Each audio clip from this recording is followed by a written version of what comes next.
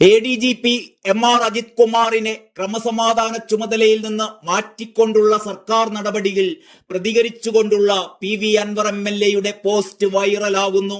അജിത് കുമാറിന്റെ തലയിൽ നിന്ന് ആ തൊപ്പി ഊരിക്കുമെന്ന് പറഞ്ഞവന്റെ പേര് അൻവർ എന്ന CMA എന്ന് ഒറ്റ വരിയിലാണ് ഫേസ്ബുക്ക് പേജിലെ ആ പോസ്റ്റ്. അതിനു താഴെ PV അൻവർ പുത്തൻ വീട്ടിൽ അൻവർ എന്ന് പ്രത്യേകം കൊടുത്തിട്ടുമുണ്ട്. 734 ഷെയറും 8000 കമന്റുകളുമാണ് 14 മണിക്കൂറിനകം ഈ പോസ്റ്റിന് ലഭിച്ചിരിക്കുന്നത്.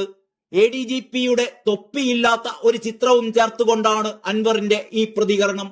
ADGP RSS കൂടിക്കാഴ്ചയുൾപ്പെടെ MR അജിത് കുമാറിനെതിരെ ഗുരുതര ആരോപണം ഉന്നയിച്ചത് PV അൻവർ MLA ആണ്. ADGPക്കെതിരെ ഇന്നലെയും PV അൻവർ സാമ്പത്തിക ക്രമക്കേട് ആരോപണം ഉൾപ്പെടെ ഉന്നയിച്ചിരുന്നു.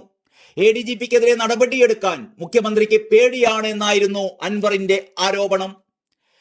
ഈ പോസ്റ്റിന് താഴെ ഇടത് സഹയാത്രികനായ കുഞ്ഞഹമ്മദ് കൂരാച്ചുണ്ട് ഇങ്ങനെ എഴുതുന്നു: തൊപ്പി എവിടെയാ ഊരിയത്?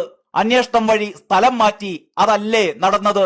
നിന്റെ കോപ്പിലെ പുത്തൻ വീട്ടിലെ തറവാട് ഓർഡറ. അതിന് താഴെ ഷാജൻ സ്കറിയുടെ ഒരു കമന്റ് കൂടിയുണ്ട്. അതിങ്ങനെയാണ്: ഇക്ക ഒരു സംഭവമാണ് കേട്ടോ, മറ്റാർക്ക് കഴിയും ഇതൊക്കെ? വിജയൻ നിക്കറിൽ മുള്ളി, ഹോ രോമാഞ്ചം എന്നാണ് ഷാജൻ സ്കറിയ പരിഹസിക്കുന്നത്.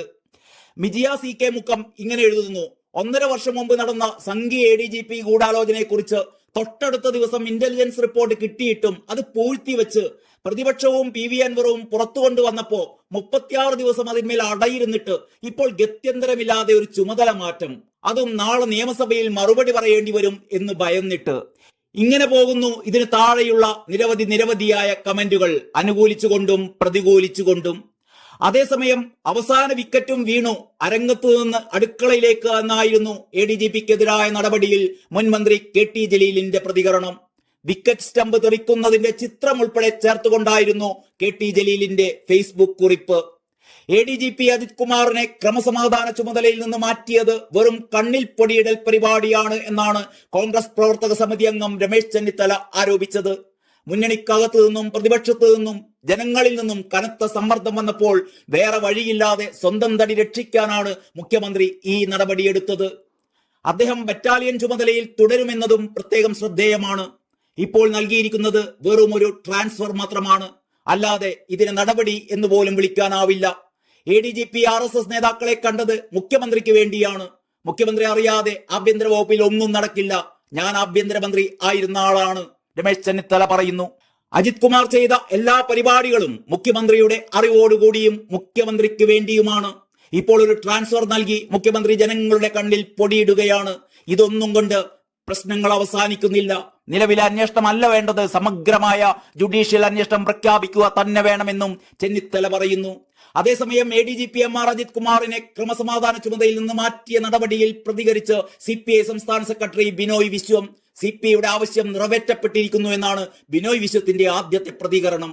RSS നേതാക്കളെ കണ്ട കാര്യം ശ്രദ്ധയിൽപ്പെട്ടപ്പോൾ തന്നെ പറഞ്ഞതാണ് അദ്ദേഹത്തെ മാറ്റണമെന്ന്. ഉചിതമായ നടപടി എന്ന് പറഞ്ഞ ബിനോയ് വിശ്വം നടപടി വൈകിയോ എന്ന ചോദ്യത്തിന് പ്രസക്തിയില്ലെന്നും ചൂണ്ടിക്കാട്ടി.